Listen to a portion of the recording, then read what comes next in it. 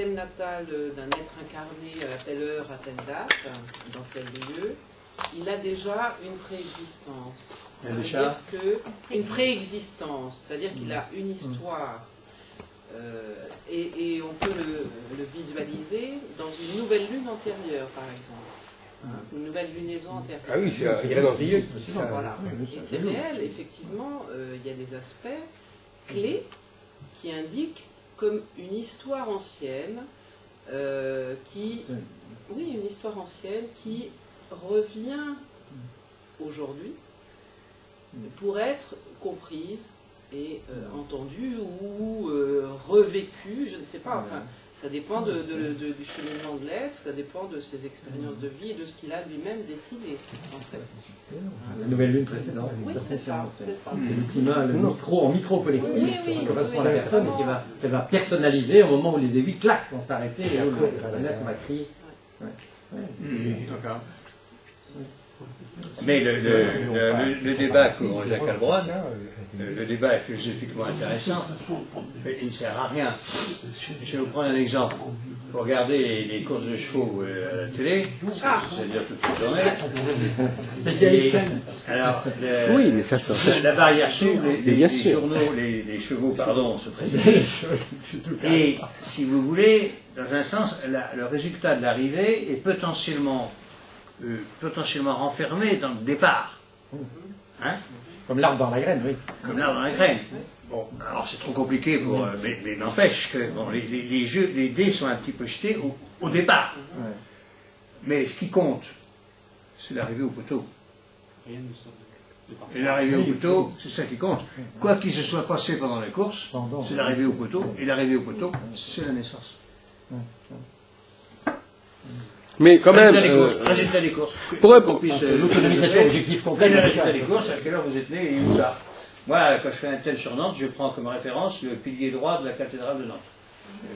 Au niveau longitude-latitude, c'est ça que je prends et je demande dans quelle clinique vous êtes né, parce que vous comprenez, à la latitude où on est, 350 mètres, c'est une seconde. Très religieux, Jean-Marie. 350 mètres, c'est une seconde. Hein. Donc d'être né à l'est de Rennes, à l'ouest de Rennes, c'est pas la même chose. Hein, oui. 350 mètres, une seconde, vous vous rendez compte? Mais j'ai gagné 10 secondes. Et plus jeune de 10 secondes. Monsieur Billon, tout à l'heure vous demandiez qu'est-ce qu'on fait quand on n'a pas le thème natal? Comment peut-on déterminer la signature planétaire de quelqu'un? Mais je crois quand même que c'est une question grave que vous posez là, parce qu'en réalité, il y a un grand absent dans le débat, un absent dans le débat, c'est le cycle. C'est-à-dire que l'astrologie ne dépend pas uniquement du moment de la naissance. La période, il y a la période. Hein. La pleine lune, oui, il y a ça, mais il y a aussi tout simplement le fait que certains... Déjà un cycle... Différents types de cycles en moitié. Oui, c'est ça. Donc il y a toute une série de cycles au cours de la vie. On peut aussi inférer inversement en disant que si une personne est marquée par certains cycles, ça veut dire que ces cycles sont importants pour elle. Quel que soit, à la limite, quel que soit le moment, quel que soit le thème natal, qui pourrait pour une raison ou pour une autre ne pas être valable, en tout état de cause, si autrefois on validait l'heure de naissance, maintenant il faut s'assurer que le thème natal est valable. Pas seulement valable parce qu'il correspond à la réalité, mais valable au niveau sensoriel. C'est est-ce que la personne a vraiment été marquée par ce moment-là? Est-ce qu'il est vraiment valable? Je crois que maintenant on est obligé, pour répondre à la question de on est obligé de ne pas considérer comme un fait acquis dès le départ que le moment de la naissance est signifiant. Il s'est à vérifier par d'autres moyens. Ce n'est pas le seul porteur de sens. Et il peut ne pas l'être. Il peut ne pas l'être. On a un autre moyen, là, qui n'est pas le thème de conception, cette fois. Dans la mesure où on a un thème de naissance, mais on n'est pas sûr de leur naissance, ce qui arrive. Que faire alors quand on est astrologue? Bonne question. On a quelque chose de très simple à faire, c'est tirer un thème d'astrologie horaire. C'est un autre. Oui. C'est de l'astrologie. Oui, bien sûr. De l'astrologie platonicienne, où les astres sont des signes et pas des causes. Donc dans le thème d'astro-horaire, on aura les réponses aux interrogations. Oui. Et là, on n'a pas besoin d'avoir le thème de naissance du tout. Oui. Mais là, on n'est pas dans une information objective, là, on est dans un processus mantique. Non, mais oui. Constat, il faut nommer les choses. Je réponds à une interrogation. On a un problème de thème natal.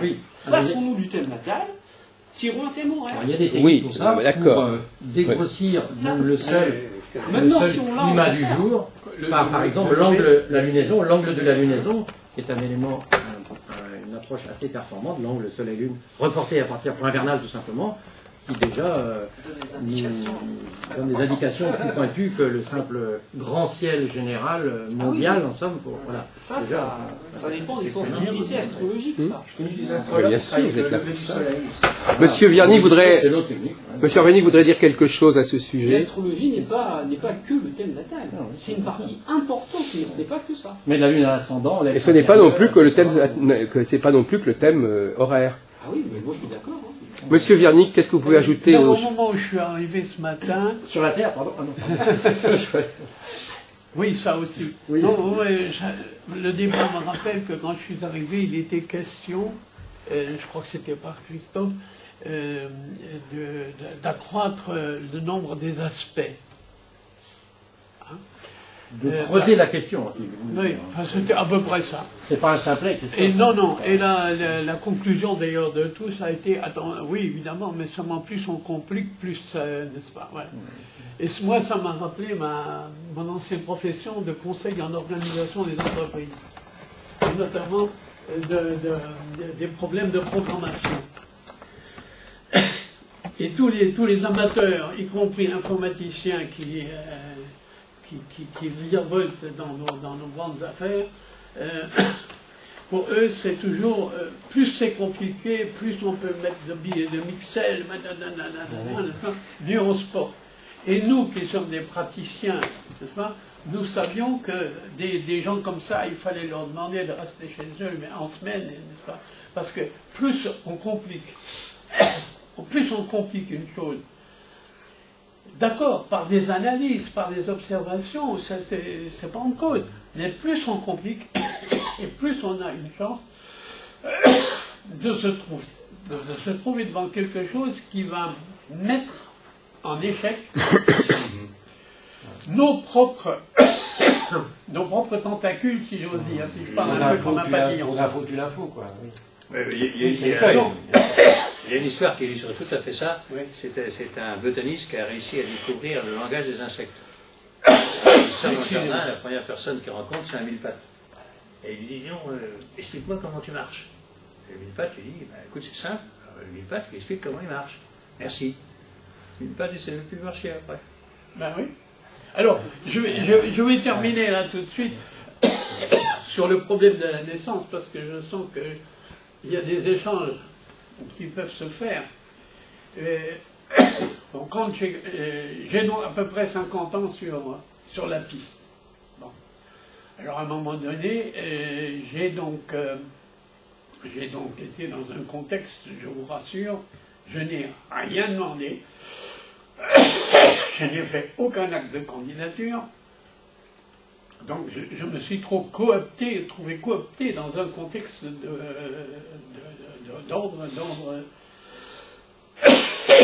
d'ordre initiatique sacerdotal. Donc il y avait donc des gens autour de moi qui ont perçu quelque chose dans ce cas. Hein. Mais parce que ce que vous racontez là, moi je pense que je suis très d'accord avec tout ce qui s'est dit. Bien. Mais je vous donne cette avance parce que justement, ce cheminement nous a amené à prendre conscience que la naissance d'un être humain, sans doute, je ne parle pas des autres animaux, mais la naissance d'un être humain, ça ne peut pas vraiment s'interpréter si on exclut le principe de réincarnation. Autrement dit, l'enfant qui naît, il a fait à un moment donné de sa vie, disons en haut, puisqu'on a parlé de haut du bas, il a fait un acte volontaire, il a dit oui. Ce que l'on retrouve d'ailleurs, pour ceux qui éventuellement ont mis les pieds dans une loge maçonnique, notamment dans ces rituels maçonniques où, à un moment donné, à plusieurs moments, l'impétrant est interrogé. Il doit dire oui. Enfin ça, on a beaucoup parlé, nous, ici, aujourd'hui, du fait que c'est si un consultant ne dit pas oui, on perd son temps ou on lui fabrique, alors ce qui est pire, on lui fabrique une fumée intellectuelle ou émotionnelle qui va le blesser. Hein? Messieurs les psychanalystes, surtout de la piste freudienne, hein? Attention. Bien. Alors, partant de là, la première explication du premier cours astrologie, à ce moment-là, n'est-ce pas, ça se passait à Poitiers, mais j'ai commencé par dire, 1, moi, je suis croyant. 2, vous occupez pas de ma religion, c'est pas le problème, moi je crois. Bon. Et 3, je ne vais pas abandonner ma position spirituelle dans des débats avec vous. Et j'ai commencé par leur dire, ben voilà, un enfant naît alors qu'il y a eu une préparation dans des plans supérieurs, et j'avais beaucoup, je continue d'ailleurs toujours à être extrêmement attentif à ce que racontaient les Égyptiens, les constructeurs notamment de la pyramide. Donc, il y a une préparation. Et, chose étonnante d'ailleurs, c'est que la conception d'un être humain, pour rejoindre tout ce qu'on a dit sur le soleil, elle se commence 1 an avant la naissance, pas 9 mois. Alors elle commence 1 an avant la naissance, solaire. Hein, solaire, voilà. Et donc, les canaux. La vie avant. Et donc, le plan, non pas plan daté, parce que c'est ça la grosse erreur d'un certain nombre de gens qui veulent faire des prévisions datées, non. Mais le plan de contenu disons, de ce qu'on peut appeler le caractère, entre guillemets, de la personne, ce plan, il est préparé là-haut, dans le langage courant, par d'ange, etc. Enfin, moi, je ne vais pas m'étendre là-dessus, ça serait trop long. Mais en tout cas, il est préparé là-haut. La personne qui va s'incarner va être très heureuse de recevoir un corps humain. Parce que je ne sais pas si vous connaissez la fameuse histoire, n'est-ce pas, que pour avoir droit à un corps humain, on a autant de probabilités qu'un cachalot de sortir au milieu du Pacifique pour attraper une mouette. Autrement dit, le corps humain, c'est quelque chose d'extraordinaire. Enfin bref. Alors donc, il y a une préparation, et cette préparation va faire qu'il va y avoir un pilotage, je pense que vous êtes d'accord, qu'il y a un pilotage qui va amener la naissance, tel jour, telle heure, tel endroit. Alors on dit, ah oui, mais il y a le gynécologue qui doit aller en vacances ou à la chasse. Oui, mais le manque de chance, c'est que tout ça, et mon expérience, vous savez, elle est longue, et je n'ai pas eu un raté pour l'instant, c'est quand même extravagant. Oui. Hein? Et mon expérience donc montre que là-haut, eh ben, ils sont bien plus forts que même nos présidents directeurs généraux et autres de tous les coins que vous voudrez. Et par conséquent, même les incuries des gynécologues sont prévues. OK? Non, mais nous sommes tout à fait d'accord. Moi, d'ailleurs, tout ce qui s'est dit, je peux raccrocher quelque chose qui pourrait... Alors c'est comme ça que ça se présente. Donc il faut admettre cette chose qui est... Évidemment, je pense que vous devez être aussi surpris, parce que moi, la première fois où je suis tombé là-dessus, bon, mais ça marche, je vous garantis que ça marche. Et le problème, c'est qu'il faut arriver à intégrer cette dimension supérieure. Nous autres êtres humains, eh ben, on pourrait faire dégraisser un peu nos chevilles. Sur le fond, ça se passe ainsi maintenant, néanmoins à notre époque, comme... Oui. Mais sinon, c'est ça. Hein. Oui. Alors bon.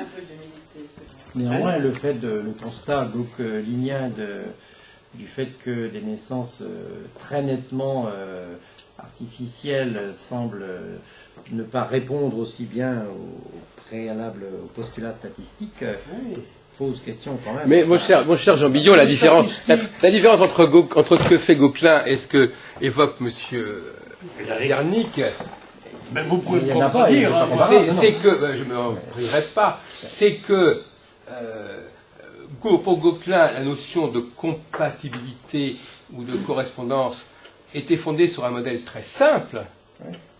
Hein, c'est-à-dire qu'il y avait un nombre très peu important de facteurs, alors que lorsqu'il nous parle de la correspondance entre le thème natal et la personne, je ne vous fais pas de photos, vous montrer à quel point le thème natal est d'une hyper complexité, et que ça n'a pas un grand mérite ni un grand miracle que de voir ou de trouver une correspondance entre un thème natal et qui que ce soit. Donc, de ce côté-là, il ne faudrait pas non plus briguer des arguments qui sont fondés sur des outils extrêmement vagues et bizarres et qui ne permettent strictement rien.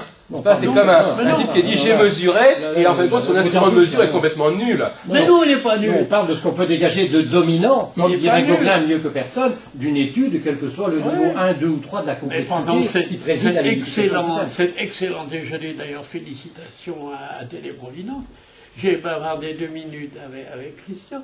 Vous voyez, l'être humain, dans le système solaire, on reprend la totalité du texte qui est là, dans le système solaire, auquel vous me permettrez, en tant que chercheur en égyptologie, j'ajouterai la galaxie, et l'étoile Sirius en particulier.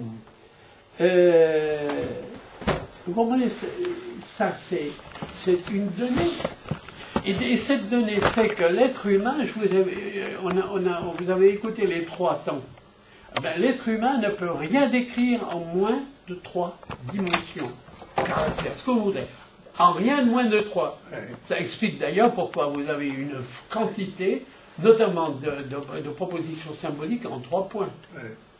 Mais regardez, monsieur Le Pelletier, lui, il a au moins le mérite de nous proposer déjà un système qui est plus simple, qui est plus dépouillé que celui qu'utilisent les astrologues. Donc, toute personne qui vient, une personne vient en me disant, vous savez, j'ai vérifié la correspondance entre le moment de naissance et la position des astres, je vais lui demander quel est le système que vous utilisez pour faire cette affirmation.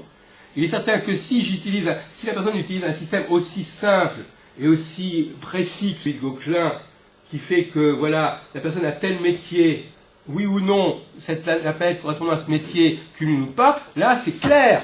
Maintenant, transposer le travail de Gauquelin, la méthode de Gauquelin, au travail de l'astrologue moyen, ça n'a aucune espèce de signification, parce que l'outil est 100 fois plus confus et 100 fois plus bizarre que celui de Gauquelin. Donc là, il y a un abus de termes, il y a un abus d'utilisation. Donc, le travail de monsieur... moi personnellement, par exemple, moi j'ai un modèle qui est extrêmement simple, qui fait que, ça va marcher ou ça va pas marcher, ça va correspondre ou ça va pas correspondre d'une certaine manière, je simplifie. Mais je veux dire qu'il ne faudrait quand même pas utiliser ce fameux thème astral dans toute sa complexité, d'ailleurs dont notre ami Le Pelletier a montré les excès et les débordements, comme étant la pierre de touche de l'astrologie. Parce que c'est bien ça dont on est en train de nous parler. La pierre de touche, c'est ce qui permet de dire c'est vrai ou c'est pas vrai. Ça non, excusez-moi. Là, alors, sur cette phrase-là, je suis pas d'accord. Je ne suis pas d'accord après. Je ne fais que traduire votre propos. C'est un programme d'expérience en développement. 50 ans d'après, pour un être humain dire que c'est vrai, ça n'est possible qu'à partir du moment où j'ai mis mon pouce sur l'enclume et où j'ai tapé dessus avec un marteau. Alors là, ça c'est sûr, c'est vrai. Mais Gauquelin, il est bien gentil, vous comprenez. On parle pas nous vivons dans un monde où plusieurs professions font des analyses de politique, etc., etc. Tous ces systèmes statistiques conduisent à des approximations, mais combien de distance y a-t-il? Jean-Marie tout à l'heure a parlé de la seconde, et des combien de mètres? 300 mètres? 350 mètres, une seconde. 350 mètres. À notre latitude. Bon, alors, il est gentil, parce qu'il donne au moins une distance de 350 mètres. Mais c'est peut-être beaucoup plus. Ah non, Mais, excusez-moi, moi je crois que j'ai fini par véritablement m'apercevoir que la position d'astrologue est vachement noble parce qu'elle implique justement de réintégrer des facultés profondes de l'être humain, et notamment chez l'astrologue. Mais chercher la vérité ou essayer de dire, moi je suis astrologue, donc je demande 500 francs de l'heure parce que moi ce que je vous mets sur la table est vrai, moi je suis d'accord. C'est philosophiquement et initiatiquement. L'intervention de Bernard Védic me fait penser à... Pardon.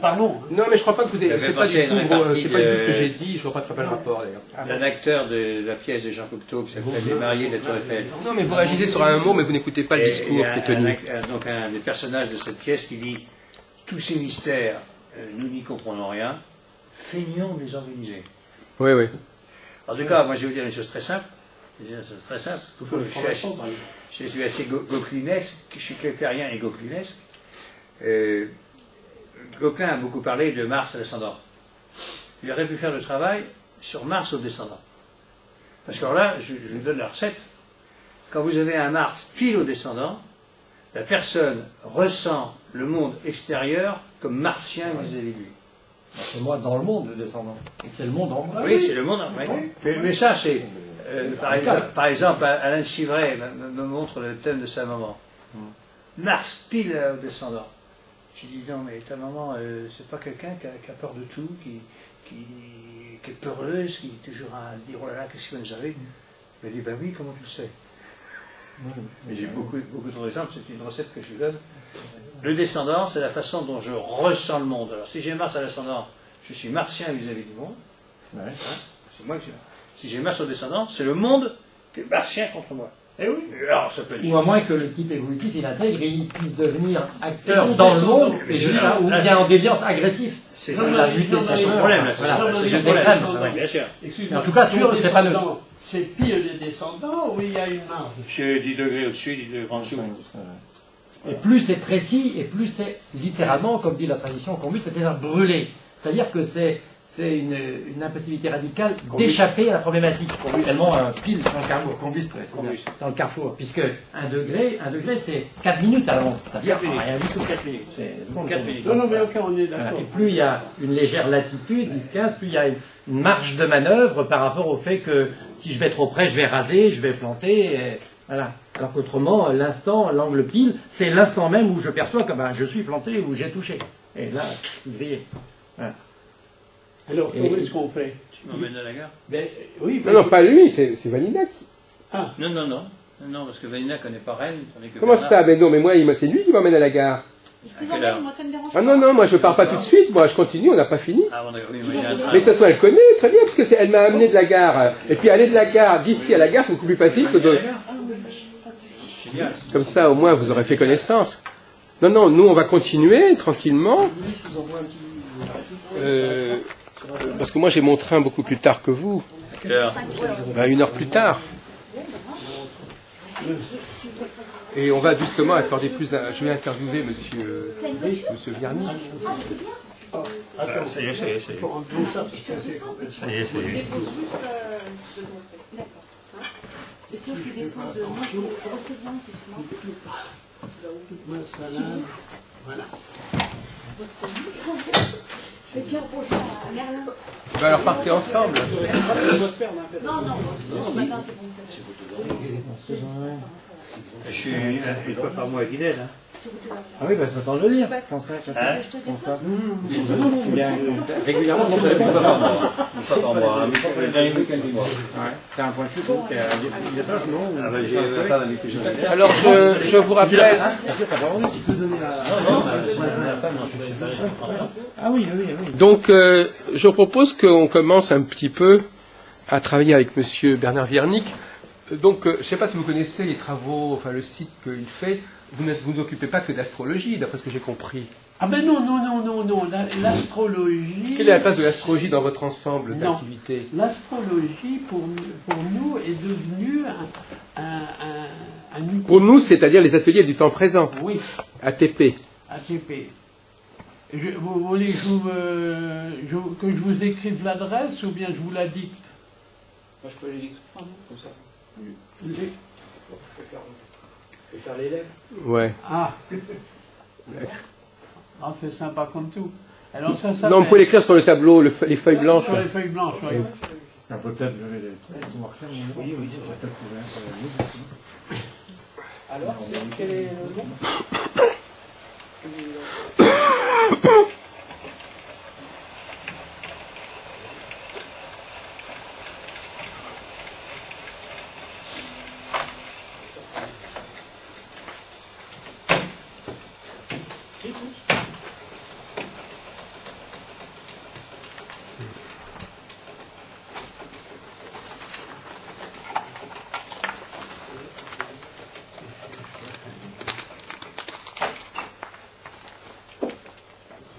Alors, l'association s'appelle les Ateliers du temps présent. Elle est localisée dans le 22, c'est ça? Oui. 8 rue de la Marette, M-A-R-E-D-T-E. De toute façon, vous distribuez les papiers, là. Oui. 22, ça suffit. 22 270. Jugon-les-Lacs. Jugon-les-Lacs. Fleury, Boisé. Oui.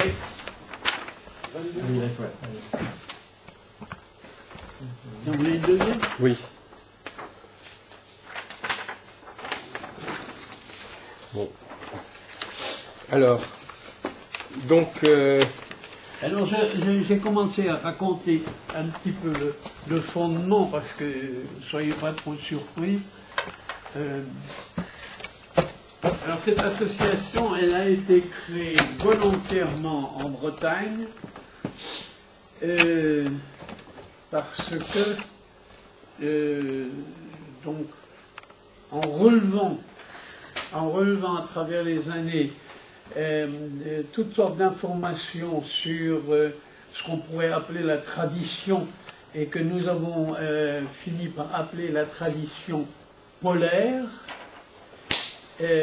mais pôle pour le centre, pas pour le pôle nord, ce qui correspond d'ailleurs aussi à l'idée de se mettre au centre de la carte du ciel, donc polaire. Et alors ça remonte à certainement à très très loin. Et il est apparu à travers cet enseignement. Donc il fallait absolument dans le temps présent essayer d'apporter ce qu'on pouvait à des personnes intéressées, un développement sur ses propres perceptions d'être. Alors, à partir de ça, de cette idée, de ses propres perceptions d'être, on arrive forcément à un outil comme l'astrologie. Donc, astrologie et avec une ouverture très claire sur la compréhension de l'être humain. D'où cette chose que j'ai déjà dit, mais que je répète volontiers, c'est que l'être humain a trois, il n'est pas capable de percevoir plus de 3 dimensions, et ça lui donne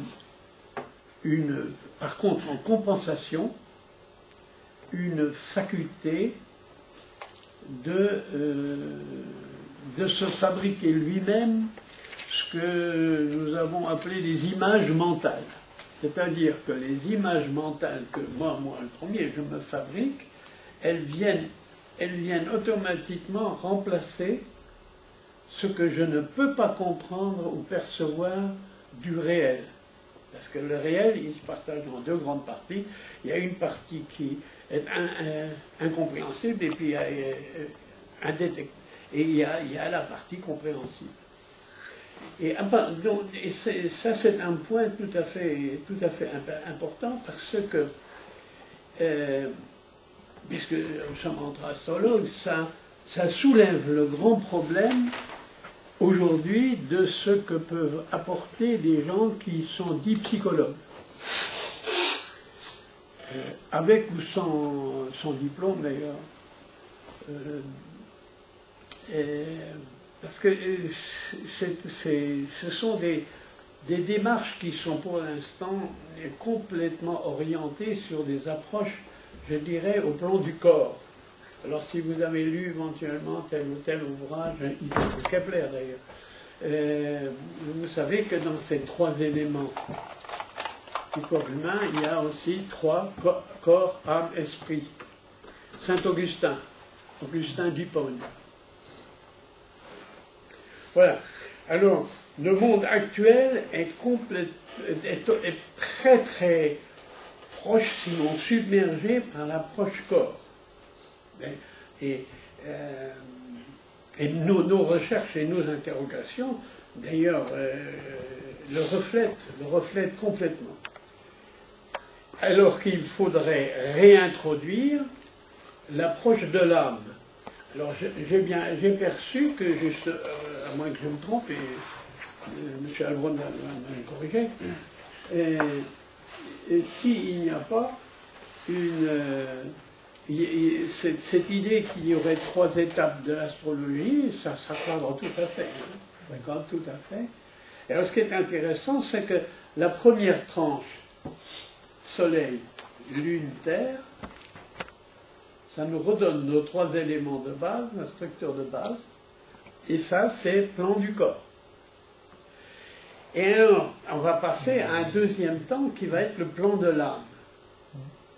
Et le plan de l'âme, il est donc très très difficile, donc on a des centaines, voire des milliers d'années certainement, de recherche, de combat, de ci, de ça c'est l'interminable plan de l'âme.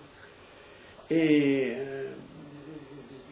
si j'ai bien compris, c'est M. Albon qui parle d'une astrologie du troisième temps. Hein?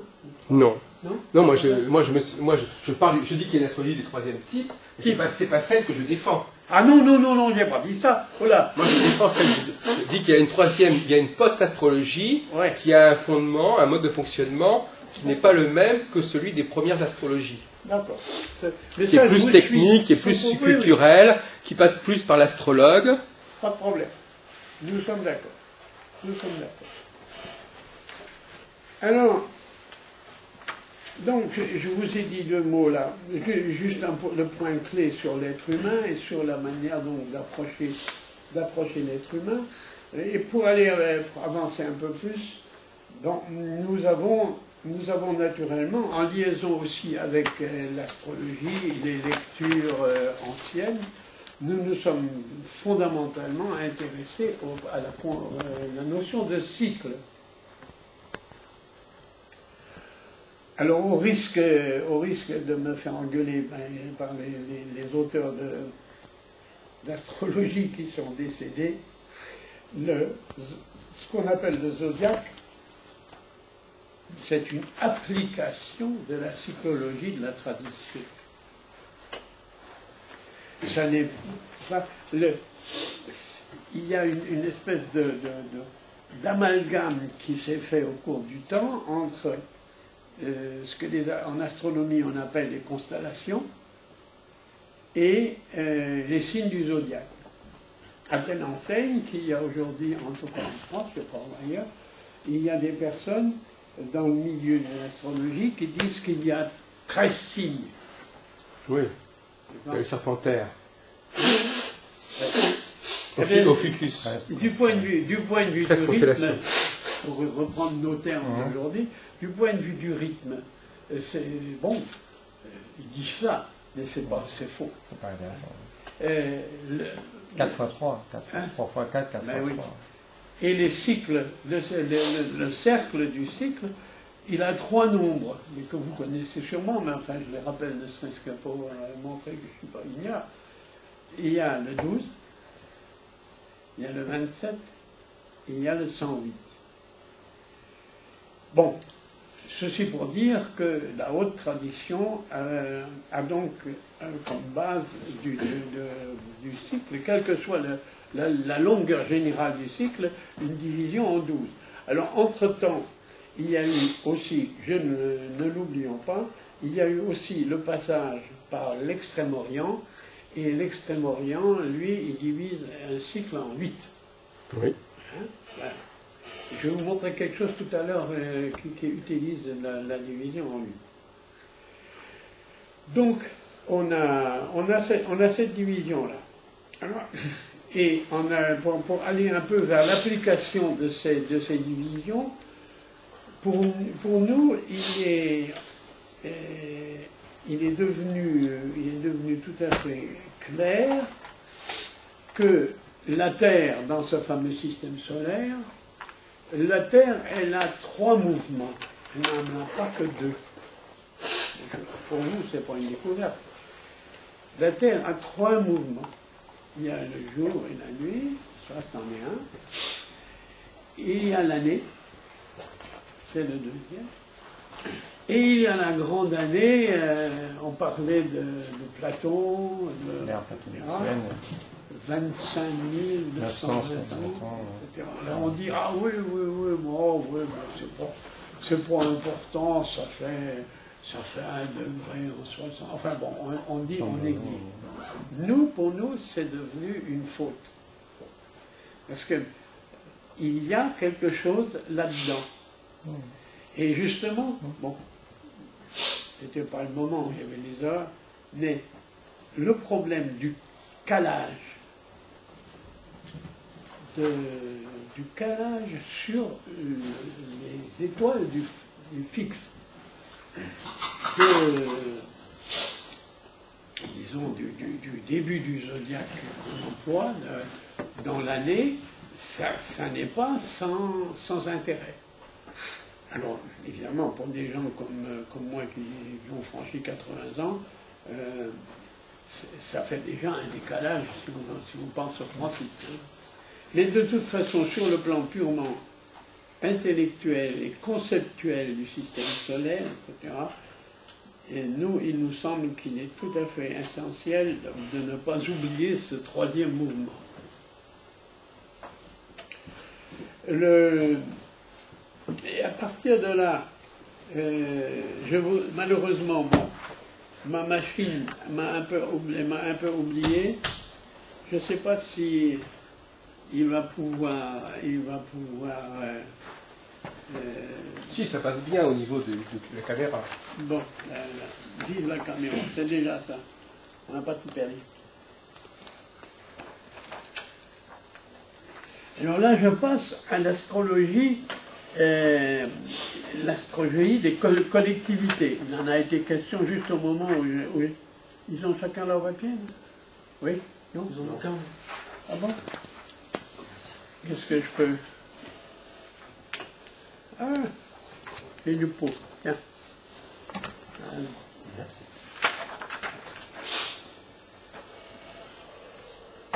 Alors, ce qui nous paraît intéressant comme information, et qui semble se vérifier d'ailleurs de plus en plus, alors là on est dans la vérification, c'est donc l'application de la grande année. Et la grande année, partant de l'Atlantide, ne serait-ce qu'à partir de l'observation du fait que Platon s'est donné beaucoup de mal pour essayer de développer cette affaire d'Atlantide. On passe par Melchisédek et Abraham, la pyramide de Khéops, la Galilée et Marie-Jésus, et on termine dans les temps présents. Alors, les éléments intermédiaires sont la fin du déluge, Ram dit le Celte, les Hébreux et l'ordre des pauvres chevaliers du Christ. Et c'est un peu de ça dont on a commencé à parler avec Christophe. Alors, vous avez en dessous le cycle des poissons, c'est-à-dire celui qui a commencé avec la crèche en rappelant que crèche est un mot qu'on utilise en alchimie. Parce que le début, les prétentions sur la naissance de Jésus à Bethléem, et puis alors pour les uns, il serait né dans une grange, et puis pour d'autres dans d'autres conditions, etc. Tout ça. Alors que si l'on cherche vraiment, et notamment il y a des livres deux livres très récents faits par des archéologues, alors israéliens et israélites, alors donc rien à dire, et on pose sérieusement la question de savoir si tout ça c'est vraiment exact. Mais en tout cas, prendre ceci comme point de départ, cette époque. Alors ensuite on a l'islam, on a l'ordre des pauvres chevaliers du Christ qui apparaît au sommet, et on a la structuration et du christianisme exotérique, avec le fameux concile de Nicée, si je ne me trompe pas. C'est de l'ordre de 327, je ne sais pas. Il y a les chevaliers de foi qui apparaissent, et notamment justement en Bretagne, ou dans les régions breton-celtiques. Il y a la réforme, et puis il y a l'invention teutonique, autorisme, totalitarisme, on en a tous plus ou moins entendu parler. Ce qui fait qu'on arrive à la fin à l'étoile présente. Alors malheureusement, ce truc-là, j'ai un peu peur, et comme le temps passait, Mais passez-le-moi d'abord la caméra. Là. Je vous le passe. Non, mais puis quand vous m'avez dit vos adresses, je vais vous l'envoyer. Non, mais voilà, circuler. J'en ai qu'un exemplaire. Peut-être qu'on peut faire des copies ici. Hein? On peut peut-être reproduire des choses ici, je ne sais pas. Non, mais si vous pouvez, faites. Je vais demander.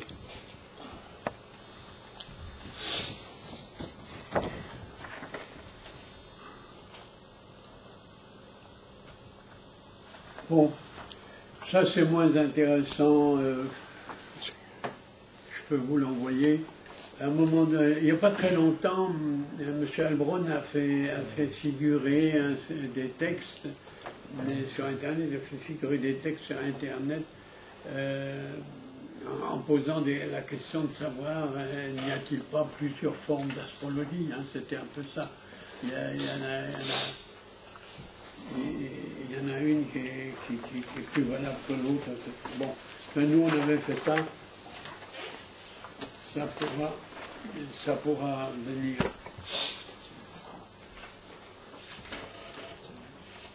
Tiens. Bon.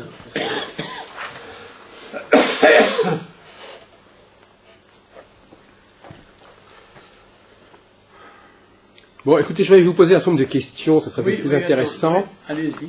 Comme je suis dans un entretien actuellement. Oui. Voilà. Donc, Bernard Viernick,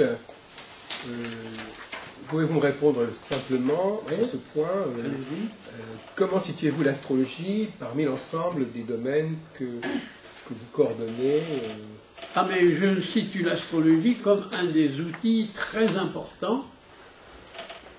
C'est un des outils très importants. Mais quels sont les autres outils alors qui cohabitent avec l'astrologie dans votre travail?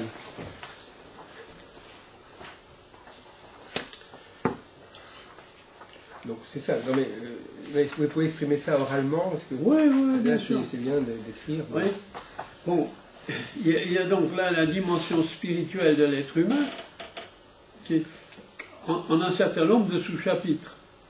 Toutes les religions, confessions et civilisations sont issues de la même source. L'enseignement s'adresse à toutes et à tous, quelle que soit leur conviction spirituelle. Croire quoi et pourquoi, je vous en ai dit deux mots. Non, mais là, comme ça, vous l'avez écrit. Structure profonde de l'être humain, l'inconnu des psychologies. Les capacités incarnées en l'être humain, les images mentales, la parole, les champs de conscience individuels à la naissance et au cours de l'existence. On a un petit peu approché le problème tout à l'heure. Les comportements collectifs, les enfants, le couple, les groupes. Vous-même, vous avez d'ailleurs, et je participe tout à fait à cette idée, vous avez parlé du problème même, je dirais, d'une astrologie pour certains types de groupes. Oui, alors justement, on va peut-être s'arrêter sur ce point. Effectivement, parce que bon, je voudrais que le colloque retrouve une certaine tonicité. Oui. C'est vrai qu'effectivement, on a une astrologie universelle, on a une astrologie individuelle, mais en réalité, il me semble que les grands enjeux de l'astrologie se situent entre les deux. Qu'est-ce que vous en pensez? C'est-à-dire qu'elle se situe dans le rapport de l'individu au collectif, dans le rapport du chef ou du chercheur ou du leader à la société. Et donc par conséquent, il me semble que ce point-là n'a pas été assez... alors qu'il devait être extrêmement important, comme disait M. De Seine ce matin, l'astrologie c'était un savoir sur le pouvoir, bon. Et donc sur le pouvoir, sur les grands, sur les rois, et sur leur relation avec leur peuple. était instrumentalisée oui, de manière. Oui, mais elle reste marquée fondamentalement par cela. Et je dirais même que quand on dit qu'on parle d'une royauté de droit divin, on pourrait même aller pousser le bouchon encore plus loin et dire que ce sont ceux qui sont directement, qui captent directement le cosmos, qui ont la légitimité du pouvoir. C'est-à-dire que ce sont ceux qui captent le cosmos. Alors eux, ils entraînent le peuple derrière eux, ils constituent le peuple autour d'eux, mais ils sont ceux qui captent le cosmos. Donc, alors, évidemment, ce schéma-là, il est complètement incompréhensible au niveau d'une astrologie actuelle où tout le monde est censé capter. Mais si ce n'est qu'une élite qui capte le cosmos, effectivement, il y a une espèce de pyramide. En haut, ceux qui captent le cosmos directement par une sensibilité particulière, et puis en dessous, ceux qui sont entraînés par eux. C'est ce que j'appelle aussi le rapport entre le yang et le yin. Oui, effectivement. Bon. Et ce qui me gêne aussi beaucoup en astrologie, c'est la perte de la dualité, justement. C'est-à-dire qu'on a l'impression que cette dualité, elle est souvent brouillée, elle est souvent superposée avec d'autres facteurs qui font que finalement, l'astrologue, souvent, on a l'impression qu'il ne maîtrise pas du tout la notion de dualité. Dualité, c'est-à-dire on passe de la phase A ou la phase... C'est-à-dire que le problème de la transparence est un problème majeur à l'astrologie actuelle. Elle manque de transparence. Son discours est très confus, est très ambigu, est très alambiqué. Et c'est pour ça qu'en fin de compte, il n'est pas tellement crédible. Quand un astrologue veut expliquer par ses modèles quelque chose, il n'est pas crédible parce qu'on voit que ce modèle qu'il utilise, il est tellement compliqué qu'il peut expliquer n'importe quoi. Et alors justement, monsieur, il y a quelqu'un qu'on n'a pas beaucoup entendu aujourd'hui, c'est Emmanuel Le Bihan. Alors lui, bon, j'ai fait allusion, il a trouvé des choses. Voilà quelqu'un qui a découvert des secrets de l'astrologie, des lois de l'astrologie, et il a été d'accord pour nous divulguer certaines de ses trouvailles. Alors qu'est-ce que vous avez trouvé de beau, monsieur Le Bihan? C'est pas que j'ai trouvé, j'ai lu et observé par rapport à ce que j'ai lu si effectivement c'était utile ou pas.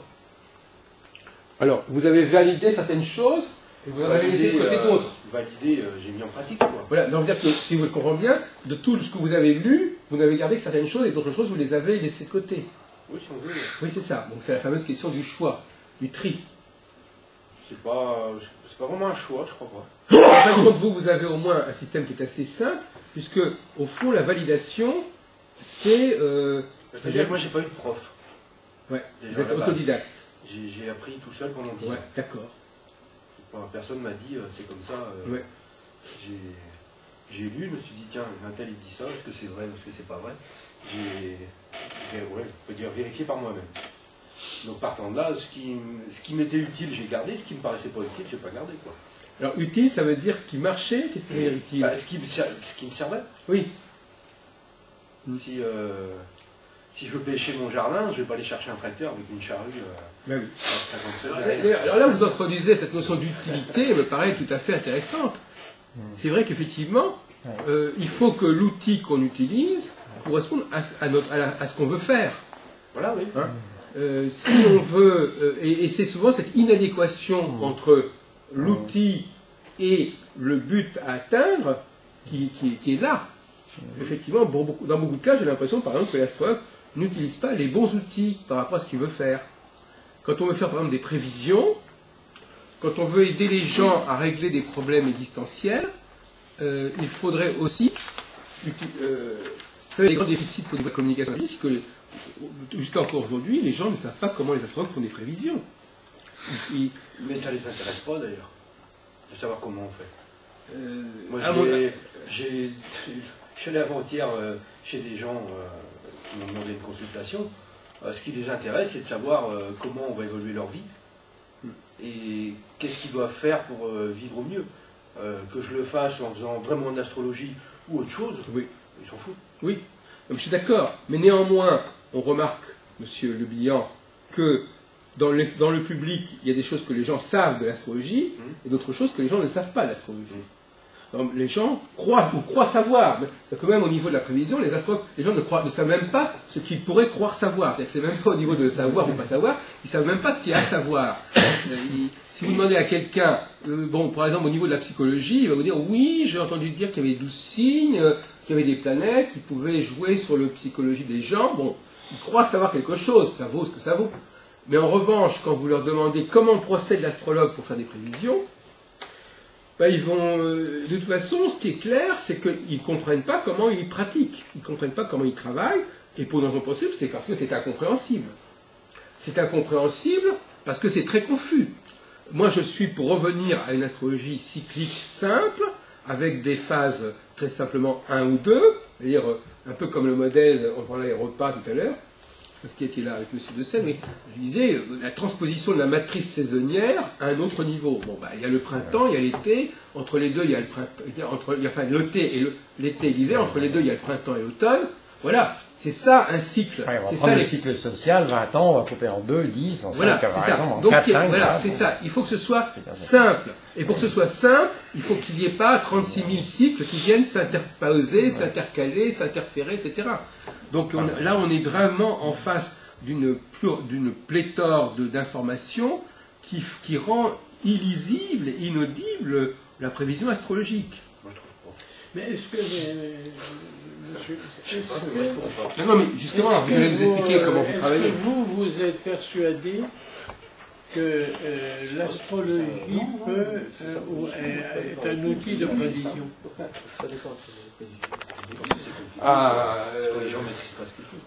Absolument. Ça, moi, je fais partie de ceux qui pensent que l'astrologie est d'abord prévisionnelle. Et d'ailleurs, par rapport à l'objection tout à l'heure de M. Billon, je voulais lui répondre que ce n'est pas en faisant le thème natal que l'on détermine véritablement si quelqu'un est marqué par le cosmos, mais en voyant si certaines configurations astrologiques majeures ont eu des effets sur la personne au cours de sa vie. Ah oui, mais c'est du passé. Là, ça se dit en permanence. C'est du passé, et alors le thème natal, c'est pas du passé, par hasard. Bon. Mais bien sûr que si, mais cela s'étudie. Bon. C'est commentaire immédiat, bien donc, sûr. Effectivement. Dieu merci qu'il y a une certaine rétroactivité de lecture, même si on ne va pas passer 10 ans sur un divan à faire de et l'analyse. du passé qui peut se projeter sur l'avenir, de toute manière. Mais effectivement, moi, depuis très longtemps, depuis plusieurs décennies, je dis toujours, même quand j'avais même publié en 77, donc il y a 33 ans, dans la revue Cosmopolitan, un petit fascicule pour le mois de décembre 76, même, qui s'appelait l'astrologie sensorielle, je disais, ne vous fiez pas à votre thème natal, passez des tests pour déterminer votre planète, des tests psychologiques, des tests sensoriels, voyons si votre vie correspond à la planète en question. Il y a tout un ensemble de séries. Gauquelin, d'ailleurs, était tout à fait favorable aux tests. Bon, il disait qu'il a publié des ouvrages où il donne des tests. Qu'est-ce que c'est qu'un jupitérien? Il pose des questions. Savez-vous, si vous êtes jupitérien, un martien, etc., il y a des questions. Bon, donc il y a des tas de questions qu'on peut poser. Non, parce qu'il y a des astrologues qui s'imaginent que tant qu'on n'a pas le thème natal, on est perdu, ou un thème quelconque, on est perdu. Non, on peut poser des questions, on peut vérifier si la personne se comporte de certaine manière, on peut vérifier s'il y a des dates marquantes chez cette personne. Je suis désolé, c'est quand même possible. Psychophysio-sociologie, oui. Bon, effectivement,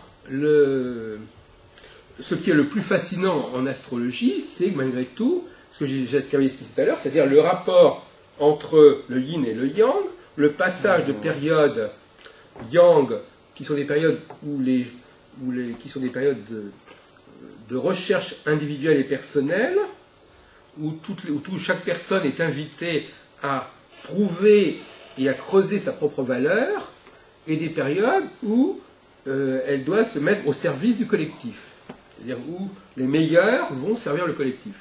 C'est-à-dire actuellement, c'est un scoop que je vous révèle si on peut dire, actuellement, dans une période de passage de l'individuel au collectif, où le collectif est à la recherche de ses chefs. C'est-à-dire qu'en fin de compte, le collectif a besoin d'un chef qui soit capable d'innover, qui soit capable de le représenter, qui soit capable de l'unifier, et donc de le renouveler. Et effectivement, ce sont des périodes qu'on peut étudier et qui font que l'astrologie peut être extrêmement utile. Mais ce n'est pas pour autant que tout le monde a un thème astral. Au contraire, ça n'a rien à voir.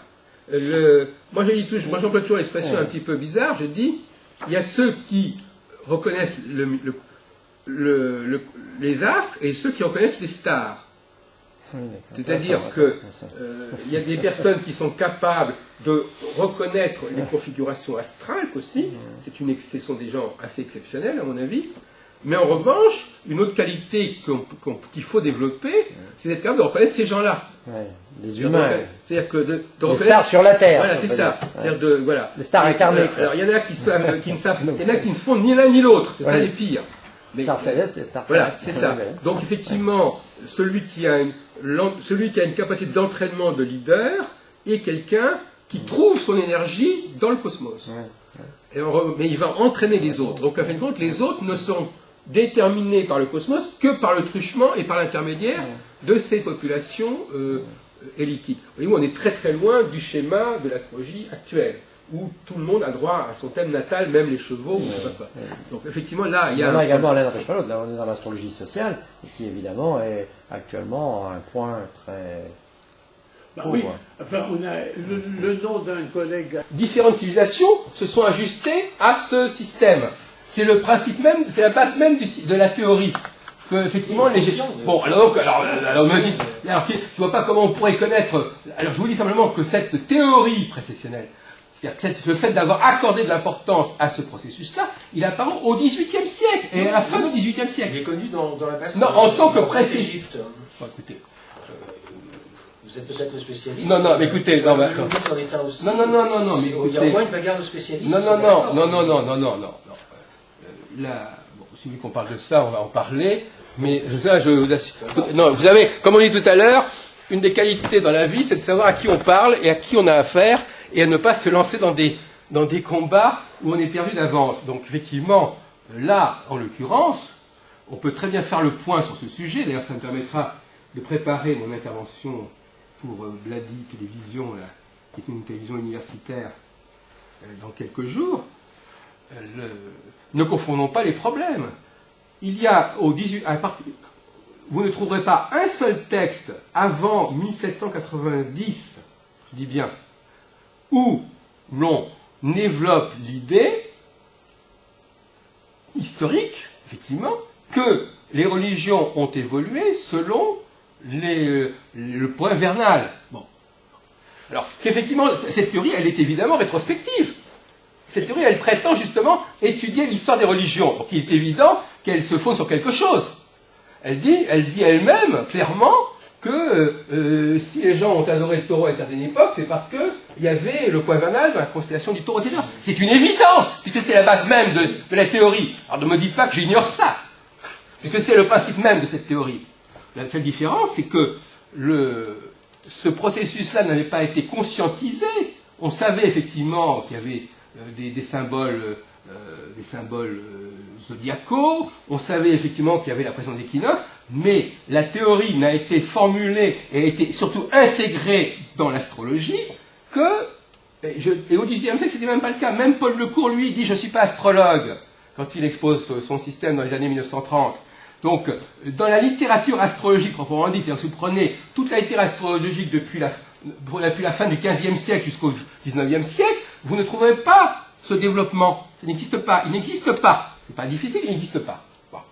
Donc, il n'existe pas, mais en Basse-Égypte, on le connaît et on l'applique. Oui, mais puisqu'on vous dit que c'est le principe même de cette théorie de le faire apparaître.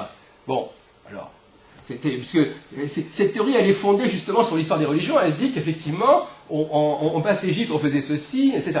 Bon, donc c'est une évidence, c'est le contenu même du discours. Bon. Donc votre affirmation, votre hypothèse, c'est que les Égyptiens ont fait ce changement de divinité sans rien connaître de cette théorie et non. Ils l'ont pas fait exprès, quoi. Non. D'abord, premièrement, il est un fait que ça n'est pas entré dans le discours de littérature astrologique, déjà. Donc effectivement, c'est quelque chose qui a pu se développer parallèlement, mais la littérature... Est-ce que Ptolémée parle de l'ère du Verseau ou de l'ère des Poissons? Absolument pas. Non, mais les Égyptiens appliquent ces méthodes et de toute façon n'ont pas laissé un seul texte d'astrologie. Bon. Donc, il y a probablement... Donc, on a affaire à une...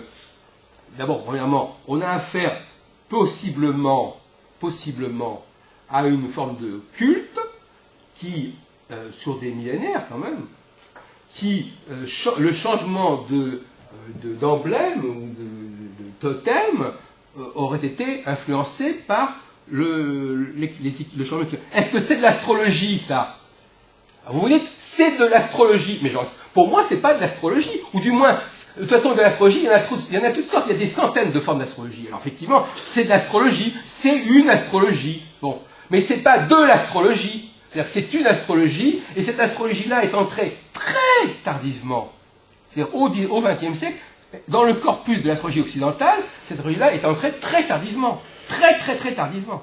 On peut dire que jusqu'en 1950, elle figurait quasiment pas dans les livres d'astrologie. Oui, elle réapparaît effectivement dans les ouvrages de Schwaller. Bon, et donc voilà, donc c'est une tradition qui est, on peut dire très franchement, on peut même pas parler d'astrologie dans l'occurrence. Pourquoi? Parce qu'il y a deux théories à ce sujet. Est-ce qu'ils ont choisi le symbole parce que ils ont été marqués par l'entrée, ils auraient été marqués inconsciemment par l'entrée du point vernal dans telle constellation, ou est-ce qu'ils l'ont choisi complètement délibérément et sciemment? Et à ce moment-là, on est dans et les gens comme Charles-François Dupuis, qui était un des premiers, l'origine de tous les cultes, qui a publié en 1795, c'est exactement ce qu'il dit. Il ne prétend pas que le changement de constellation a conduit inconsciemment ces populations à choisir ce symbole. Il dit simplement que ces populations ont choisi ce symbole. Mais alors pourquoi ont-elles choisi ce symbole? Eh bien parce qu'elles avaient envie de le choisir. Voilà. Elles ont envie de le choisir parce que ça leur paraissait subconsciemment. Ça leur paraissait pertinent. Non, pas subconsciemment. Elles ont choisi délibérément de se mettre en lien avec ce phénomène-là. Point final. Donc le phénomène, on est d'accord, était très probablement connu. Oui, mais c'est pas un phénomène astrologique. Il est entré en astrologie à partir du moment où on a dit, l'ère du Verseau, par exemple, c'est pas, quand on par exemple le passage entre l'ère des Poissons et l'ère du Verseau, c'est que jusqu'à là on disait la population à telle époque a choisi tel symbole. Là on n'est pas dans l'astrologie. Et tout d'un coup on dit voilà ce que va être l'ère du Verseau. Ça n'a rien à voir. Parce que dans un cas, vous constatez simplement un comportement sociologique, religieux particulier. L'autre cas, vous faites une prévision en disant voilà ce que va être la prochaine ère. Il y a un hiatus méthodologique et épistémologique total. C'est pas du tout pareil. C'est pour ça que l'ère du Verseau, c'est pas la même chose que l'ère du Taureau. Parce que l'ère du Taureau, c'est simplement une époque où on aurait choisi un certain symbole pour marquer une certaine religion, zodiacale. L'ère du Verseau, telle qu'elle est présentée, c'est pas ça du tout. On vous annonce une ère du Verseau. On ne nous dit pas simplement, soyons dans l'ère du Verseau, choisissons des symboles Verseau. Alors là, ce serait cohérent. On dirait, voilà, mettons-nous à des symboles Verseau, changeons les statuts, etc. Donc si on disait simplement, adoptons des symboles nouveaux pour célébrer les temps nouveaux, ça serait cohérent. On a des avis sociaux qui vont dans ce sens, par exemple. Voilà. On n'a pas à le faire. Pouvoir monarchique, on n'a pas à le faire, ça se fait tout seul. Mais justement, c'est ça la généralisation. Mais c'est ça justement le problème, mon cher Lagrange. C'est justement ça, ce hiatus. Tout d'un coup, on nous dit, ça n'est même plus la peine de le faire. C'est quelque chose qui est en nous. C'est une réalité. Non mais attendez, alors arrêtez vos expressions provocatrices et constamment comme ça, etc. Il n'y a pas de réalité. Il y a une réalité sociologique, c'est tout ce qu'il y a comme réalité. La réalité sociologique, elle dit que le parc mondial s'équipe d'ordinateurs. Et ça, c'est quand même une fonction de Verso. On raconte quoi? Ah bon? Oui. Qui est-ce qui a décidé ça? Le Verso est en ordinateur. Non mais qui a décidé que le Verso et l'ordinateur avaient un rapport? C'est chez Ptolémée ça? Non. Bon, alors qu'est-ce qu'il... Depuis l'apparition de la planète Uranus. Ah non, il n'y avait pas d'ordinateur à l'époque de la planète Uranus. Hein. Oui. Mais Uranus... Il y a eu un saut technologique. Il y a eu un saut technologique qui est à ça. Bon alors donc, alors là ça devient comique. Alors donc maintenant, alors on n'est plus, donc maintenant c'est l'ordinateur qui devient le symbole de signe Verso. Bon, où va-t-on? Alors bon, non mais rien ne vous fait peur, Monsieur Lagrange. Apparemment, rien ne vous échappe et rien ne vous effraie. Vous êtes prêt à dire n'importe quoi. Bon, non mais vous l'avez dit de manière beaucoup trop provocatrice. On était là pour échanger des avis. On n'est pas en train d'échanger des certitudes. C'est pas une certitude. C'est ouvrez les yeux, sortez, vous verrez que ça change. C'est ça, oui. Mais c'est la réalité. Bon, alors d'accord. Alors ce qui est amusant, c'est que, donc si on y comprend bien, alors c'est intéressant. On est passé d'une théorie précessionnelle symbolique à quelque chose qui arrive. Voilà. Et c'est ça. Et c'est justement ce glissement qui est intéressant. Et dont je voulais parler à M. de Seine. C'est que c'est plus du tout la même chose. On est passé d'une théorie qui est uniquement une théorie sur l'histoire du symbolisme religieux à une théorie astrologique. Et cette théorie astrologique, elle date de quelques décennies, cette théorie. En tant que théorie astrologique, elle date de quelques décennies. Mais si elle se vérifie, elle est peut-être juste. Mais j'ai pas dit... Oh, non, le débat n'est pas là. Le problème, c'est l'historicité de cette théorie. Je veux dire qu'effectivement, historiquement, cette théorie, au départ, c'était simplement... Ça a été élaboré par des historiens des religions non astrologues qui ont cru bien faire, et il y a entre parenthèses qui avaient des visions un petit peu douteuses. Parce qu'en réalité, ce qu'ils voulaient, c'était surtout saper le christianisme. Non, mais je veux dire qu'il le faisait délibérément. Il le faisait délibérément. Il disait, ça renvoie aussi à l'histoire de Saint Malachie, etc. Ce sont des théories, vous savez, du genre, les temps sont nouveaux, et donc c'est terminé avec le christianisme, c'est terminé avec le pape, etc. Bon, donc ça, bon, il faut savoir dans quel contexte idéologique ça s'est réalisé. Enfin, je ferme la parenthèse.